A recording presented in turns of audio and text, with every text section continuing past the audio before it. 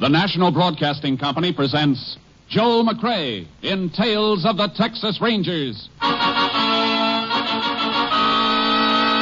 Tonight, transcribed from Hollywood, another authentic reenactment of a case from the files of the Texas Rangers.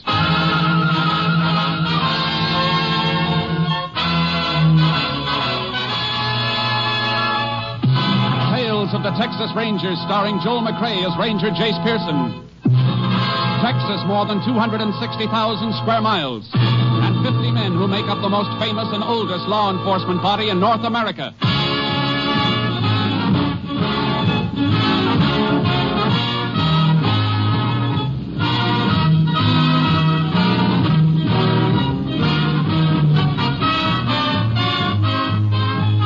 Now, from the files of the Texas Rangers come these stories based on fact. Only names, dates, and places are fictitious for obvious reasons. The events themselves are a matter of record.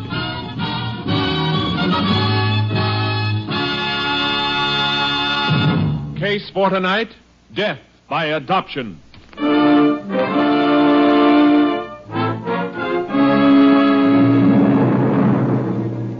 It is 9:45 p.m. on a Saturday night, September 1937. The business district of Central City, Texas is dark, except for the office of Harry Cashman's used car lot. Cashman is pacing the small office in agitation. A man in a leather windbreaker crosses the lot, slipping between the cars for sale, and knocks at the door.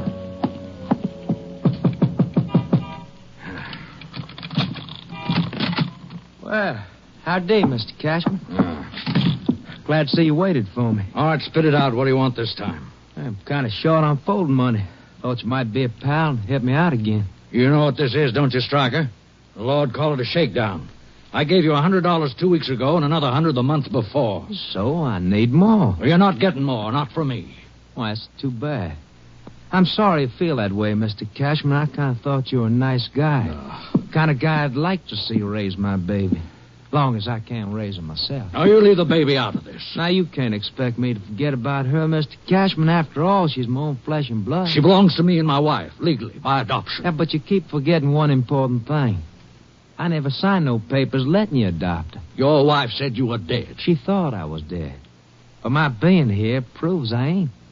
And if we ever have to take this into court, Mr. Cashman, I'm Baby Ann's natural father. I got my rights, you know. All right, how much? Reckon $100'll see me through again. I'll give you $500. Well, that's better. Now, just a minute.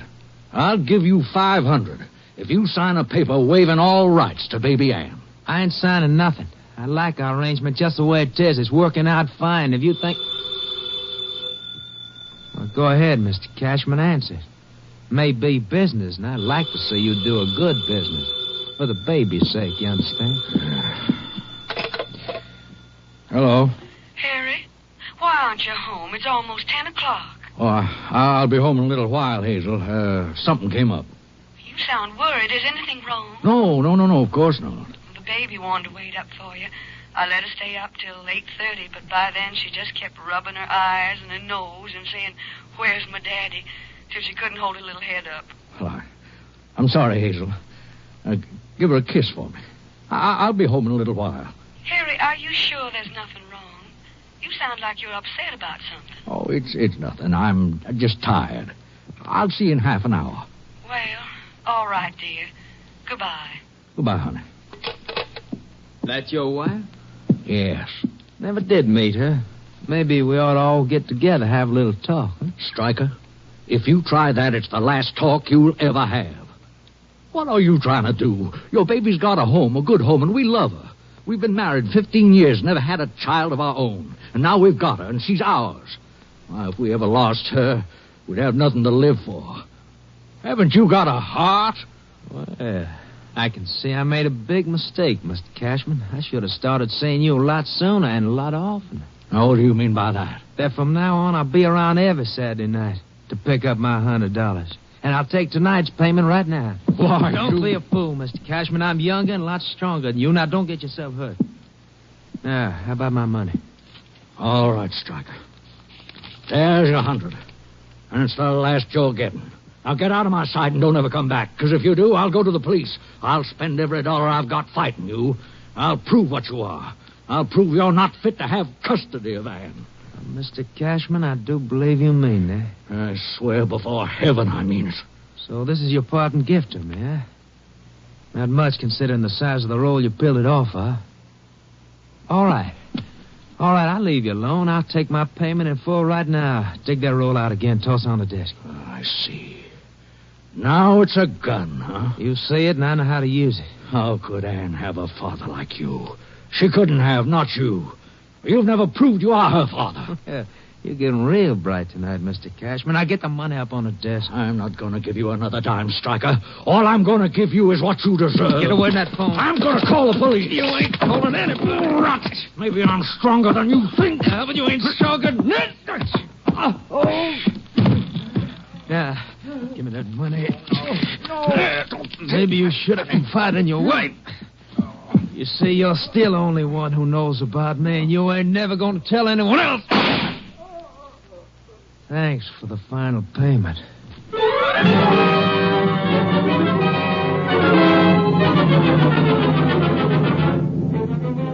At 11 o'clock, after 3 more calls to her husband's used car lot, Hazel Cashman was disturbed by the busy signal and her husband's failure to come home. A phone company check showed the line was not in use. Hazel Cashman called the police. They found Harry Cashman's body and requested aid from the Texas Rangers. Ranger Jace Pearson was assigned. He arrived at the lot shortly after 2 a.m.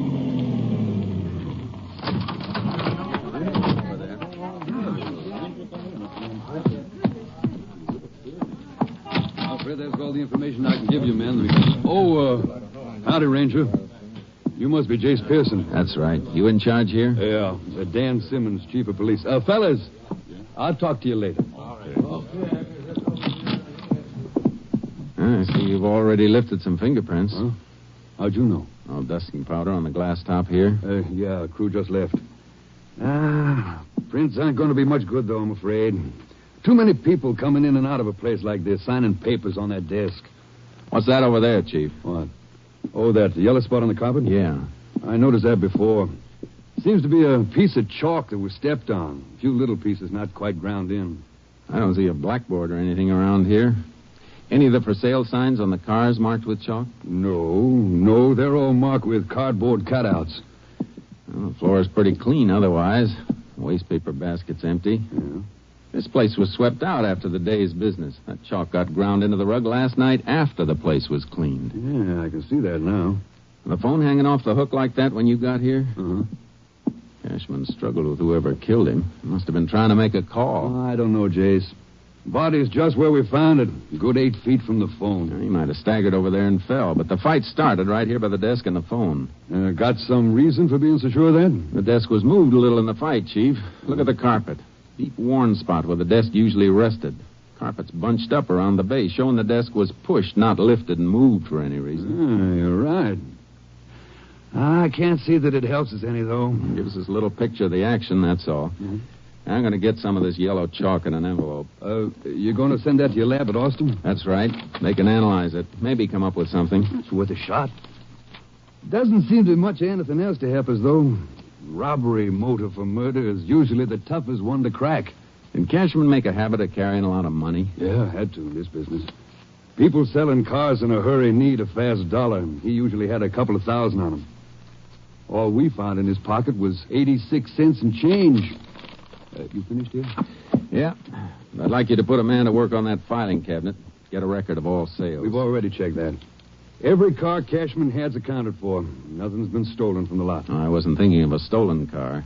I just want a list of recent customers. Oh. Somebody might have bought an automobile he wasn't happy with and come back to get even. Could be, but I'm afraid that's a blind alley, too, Ranger. Cashman gave a mighty good guarantee on everything he sold, and he stood behind it 100%. Just the same, let's check it. I want to examine every reason he might have been killed 100%.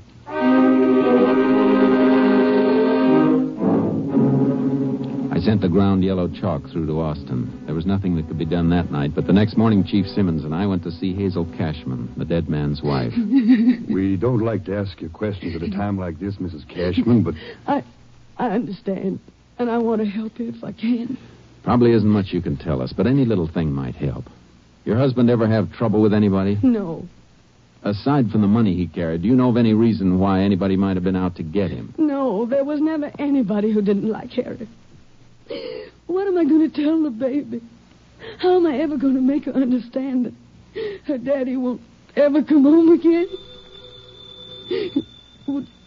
Would you answer that for me, please? I don't want to talk to anybody now. Why, sure, ma'am. Maybe for us anyhow. Had to leave this number at headquarters. Hello? Yeah, Simmons speaking. Go ahead, I'll write it down. We were going on a picnic today. Last night I made the sandwiches and everything. We were going to leave right after church. I knew something was wrong when he didn't come home. I knew it. Take it easy, ma'am. All week long, Harry was teaching Ann how to say picnic. She was just learning to pronounce it. No. You've got to get a grip, ma'am, for your baby's sake. Yes. Yes, I know. All right, thanks. We'll be in soon. I better get back to headquarters, Jace. Unless you have something else to ask Mrs. Cashman. No. You shouldn't be alone, though, ma'am, especially when your baby wakes up. I called a neighbor just before you came. She'll be here in a few minutes. That's good. Goodbye, ma'am, and thank you. Goodbye, Mrs. Cashman. Goodbye. Find out who killed my husband. He never hurt anybody. Never. We'll do our best, ma'am. That's the rush back to headquarters, Simmons. One of my boys pulled in a suspect, Jason. Oh? Fella who worked for Cashman, a cleaning man named Mose Smith. What do they got on him? Well, he cleaned the office last night at about 8:30 and 9 o'clock. Cashman usually closed before then on Saturday nights, but Smith admits Cashman was still there when he cleaned up. Well, he's not trying to hide anything there. No, but there's something else. Mose Smith was on the town last night, threw a big party and threw a lot of money around. Still had a few hundred on him when he was picked up. And my man checked on that, Jace. Smith is usually dirt poor. I see. He's going to be worth talking to. You can say that again. I'd have told you inside the house, but I didn't want to say anything in front of Mrs. Cashman. That was best. How old is their baby? Just 2 years old, Jace. Why? You look kind of funny. How old are the Cashmans? Well, I'd say Harry was about 55. Guess Mrs. Cashman must be in her 40s. Oh, I see what you mean. The baby's an adopted child. I thought they were a little bit old to have a child of that age. Yeah, they never had any of their own. A couple of years ago, they took in a poor girl who'd lost her husband. Ann was her child. Cashmans took to the kid right off. Then the mother got sick, and when she knew she was dying, she agreed to let the Cashmans adopt the baby. No kid ever got a better break, believe me. I gathered they were pretty crazy about her. Plenty crazy. Why, if that kid even sneezed, Harry Cashman would be ready to charter a plane and fly her to Mayo Clinic. They wrapped their lives around her, just like she was their own. When you feel that way about a kid, it is your own. Loving them is what makes them belong to you. Yeah, you can say that again. Say, any messages from my headquarters in that phone call you took? Oh, Jace, I forgot. I was too hot about my man picking up Mose Smith. Your lab phoned in a report on that chalk. Any lead? Well, I don't know under the circumstances, but it wasn't an ordinary piece of chalk. Analysis showed that it's a special type that surveyors use for marking. Surveyors, huh? Yeah. Isn't likely that a janitor would be carrying the kind of chalk used by surveyors. Oh, it might have come from any place, Jace. A customer might have dropped it. It was dropped and stepped on after the office had been cleaned. Maybe our case against Mose Smith isn't going to be as strong as it looks.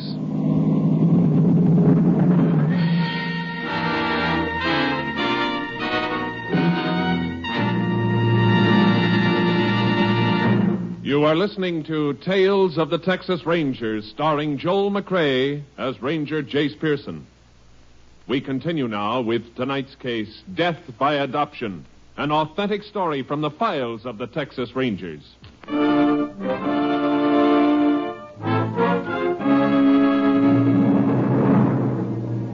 At the city jail, Mose Smith was being held in an anteroom. The day was cool, but beads of sweat stood out on his forehead.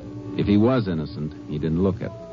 I began to forget about the surveyor's chalk. Come on, Mose. Where were you last night? I was at a party, Mr. Simmons, at my own house. And where were you before the party? I was working for Mr. Harry Cashman at the used car lot. Everybody knows I work there. What time did the party start, Mose? After 10 o'clock, sir. And later we left my house and went a few other places. With you paying all the bills? Well, is that right or isn't it? That's right, sir. I don't remember much about it.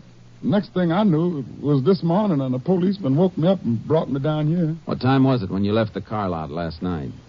Oh, I worked till almost 9 o'clock, sir, cleaning up like I always do. Was Mr. Cashman all right when you left the lot? No, sir, he wasn't. Mr. Harry was always mighty nice to me. But somebody called him on the telephone. He didn't say much to whoever it was. Then he slammed the phone down real mad, and he hollered at me to hurry up and finish. He ain't never done that before, sir. Then when I got done and was ready to leave, he told me he's sorry he yelled at me like that. What'd you do then? I did some shopping for the party. Got some food, a couple of jugs of Sweet Lucy. Where'd you get the money? Spill it, Mose. Cashman was robbed, and you had almost $300 on you this morning when you were picked up. It was my own money, sir, honest. You never got that kind of money working on a used car lot. 3 days ago, you were broke. You borrowed $2 from your landlady. You better count for that money, Mose. Where'd you get it? Oh, well, from the numbers. Numbers? You mean you've been gambling on the numbers racket? Yes, sir. And yesterday my number hit, 424. I got my $500. That's how come I got money. You expect us to swallow that? Who paid you off, Mose? I don't know, sir. I don't know who he was. Are you trying to tell us you gambled on numbers without knowing who you gave your bets to? Please, sir. If I tell you who it is, Mr. Simmons is going to arrest him, and everybody will know I told. And if I don't find out, you're going to stand trial for murder. Everybody will know that, too. Oh, no, sir. Please. I never hurt Mr. Harry. Oh, I got the money from Jonas, one of the pin boys at the bowling alley. Jonas been booking numbers on the side? No, sir. He just worked for somebody for a little cut. All right, Mose. We'll check on your story. And it better be true. I told the truth every word. Well, he sounded on the level, Jace. And if he is, I'll be able to smash a hole in the numbers racket. Yeah, you can do that all right. But we'll still be shy of murderer.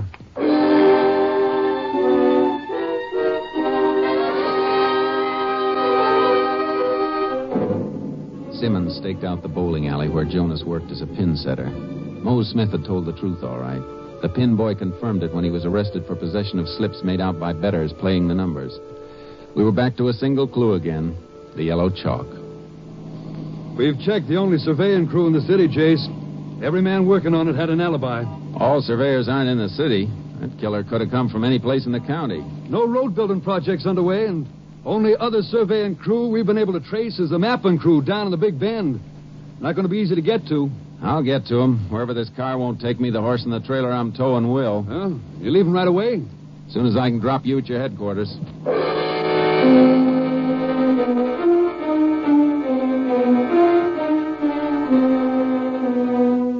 I drove to the Big Bend to where the roads ran out, and I had to cut cross-country to reach the mapping crew.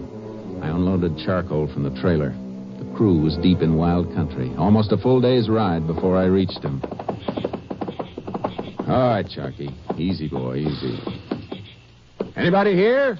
Yo, over this way. Come on, Sharky. Well, howdy, Ranger. Howdy. Saw marks of a camp here, but it looked deserted. Well, it is. We moved in another couple of miles. I just come back with the birds to haul the last of our stuff onto the new camp. I was just tying a pack on this last one. You the crew foreman? Yeah. I'll ride on away with you. Keep you from getting lonesome. Glad to have you. I got company, though. One of my men just went on ahead a few minutes ago. We'll catch up to him on the way. Hey, you want me to take one of those lead ropes? No, they're good burros. They won't give me no trouble. All right, let's go. Up, Chuck. Up, boy. Come on, you long-eared scavengers. You've had enough grazing. You must be covering a lot of ground in here. Ah, plenty. Sprawling country like this, ranchers lose sight of their boundaries when their land ain't fenced off. Hey, you after somebody in here, Ranger? Maybe. How long you fellas been working through here? Oh, been almost 2 months now. You ever pull out to go into town? Well, we got horses, of course, but it's a long ride to a road and transportation any place of any size. I just decided to grow me some whiskers and stay here till the job's done. Any of your men ride out? Oh, yeah. A few of them go out weekends to Central City or someplace like that for Saturday night. Then they gotta turn around and spend all day Sunday coming back. Family men usually stay and just keep on working, pile up overtime. How many men you got working? Oh, I got 11. Any of them away last weekend? Yeah, 4 of them. You know where they went? No. Hey, I reckon Bill Stryker can tell you, though. Who's he? There's a fellow with the other burros.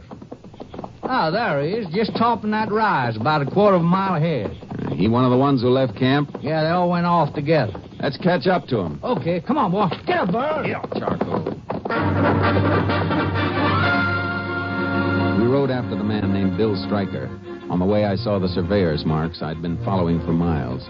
Cloth markers nailed to trees. Yellow chalk marks on rocks. Within a few minutes, we caught up to him. Well, yeah, Ranger. We was away for the weekend, like Tracy told you. Me and 3 other fellas. Where'd you go? Central City. Only place worth going we could get to in time. What did you do up there? But just fool around, all of us together. Well, you were only there for Saturday night. You must have done something special, something you remember. I thought one of the boys mentioned the dance, Stryker. Well, yeah, that's right. Square dance, Alamo Ballroom. You spend the whole evening there? Yeah. Like I said, we were all together. All evening. Well, 4 stags at a dance drift around. Hard to keep an eye on each other all evening. Yeah, I reckon we could lose sight of each other for a minute or two. You fellas take time out to do any shopping? Well, what could we buy that we could bring back here? I thought maybe one of you might be saving some money, maybe enough to make a deal on a used car. We rode a bus both ways after our horses got us from here to Landers Junction. Oh, that's too bad. If you'd been shopping around a used car lot, you might have been able to help me. You might have gotten a look at a man who killed a dealer named Cashman in Central City on Saturday night. Killed? Hey, Ranger, you got a reason for being here. Hey, you think one of my crew killed that man? I'll know better when we see the other 3 who went to town with Stryker here. Let's get on to the camp.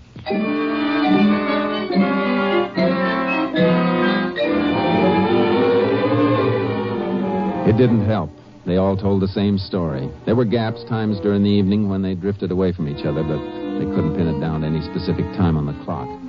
I didn't have anything to take them in on, singly or together. They knew it, and I knew it. I camped with them overnight and headed back to Central City Police Headquarters. Oh, howdy, Case. How'd you make out? No good, Chief. We haven't turned up anything new either. Just a chance armed robbery, Jace. That's what it must have been. My feelings still buck at that, Simmons. Mose told us that Cashman was upset about a phone call. Stayed at the lot long after he should have gone home. There must have been a reason. Like what? Like somebody who wanted to see him, telling him to wait there. Yeah. Mose said the call made Cashman mad. Why'd they wait for somebody he was mad at? Maybe because they had some kind of a club they could use to make him wait, whether he liked it or not. You're still digging for something deeper than an armed robbery motive, then. That's right. Well, nobody's given us anything to back up any other motive. I know, but a man doesn't make a telephone appointment to be robbed and murdered. He makes it for something else. I'm going out to see Mrs. Cashman again.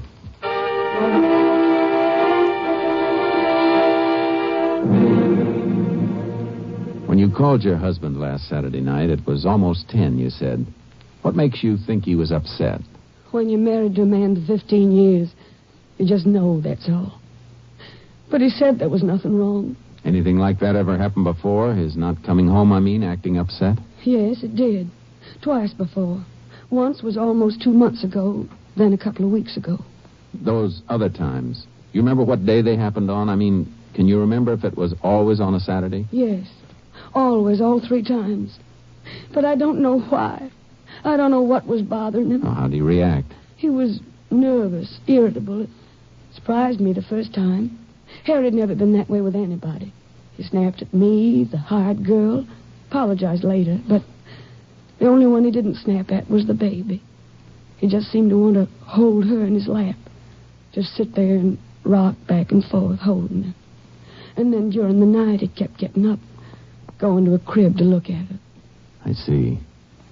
Ma'am, did your husband ever say he was worried about somebody trying to take little Ann away from you? Why, no. Who could take her from us? Both her parents were dead.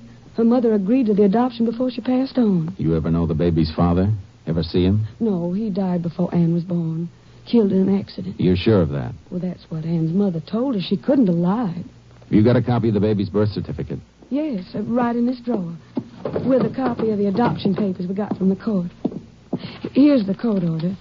And the paper signed by Ann's mother, Dorothy Stryker. Stryker? Was the father's name Bill or William Stryker? Why, no. Here it is on the birth certificate. His name was Arthur Stryker. Came from Fort Worth. Ranger, what is it? I think I know who killed your husband now. And I'm beginning to figure why. You'll hear from me, ma'am.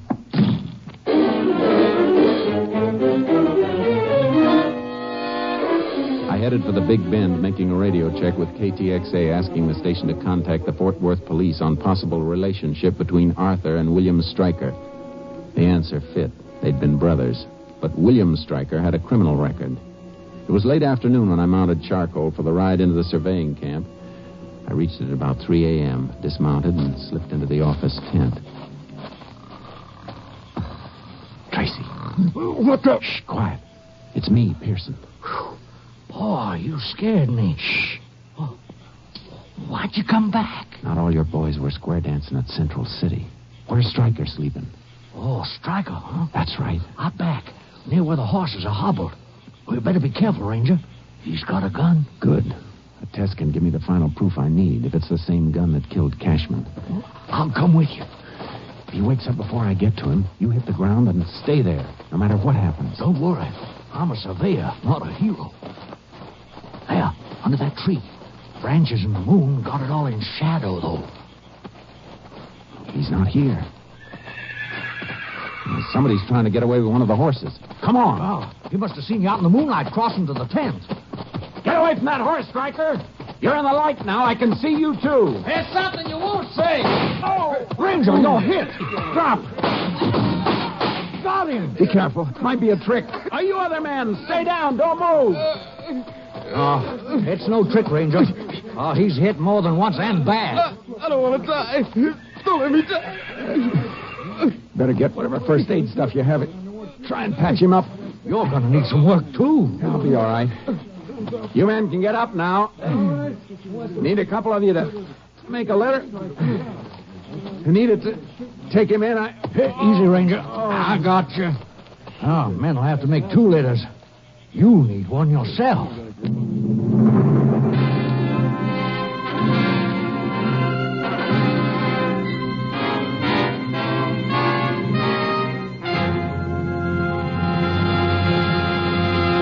William Stryker lived long enough to confess his masquerade as the father of his dead brother's child and the murder of Harry Cashman. He was pronounced dead shortly after arrival at the nearest emergency hospital. Jace Pearson had 3 bullets removed from his body. They matched the bullet taken from the body of Harry Cashman. 6 weeks later, Jace Pearson reported back to his company, ready again for duty with the Texas Rangers.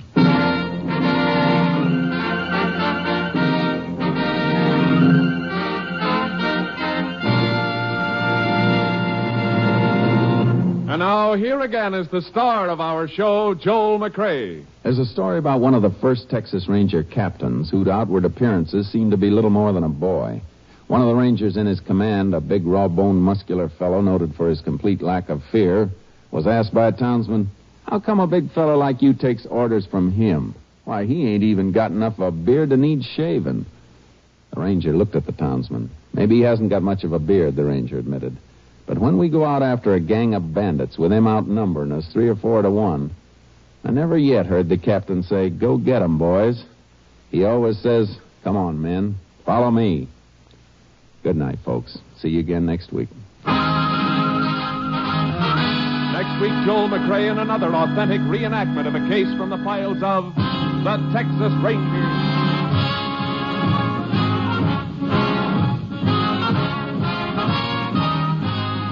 Joel McCrea is currently seen starring in the Universal International Technicolor production Frenchie. Tonight's cast included Tony Barrett, Joe Kearns, Tom McKee, Roy Glenn, and Barbara Luddy. This story was transcribed and adapted by Joel Murcott, and the program was produced and directed by Stacy Keach. Hal Gibney speaking.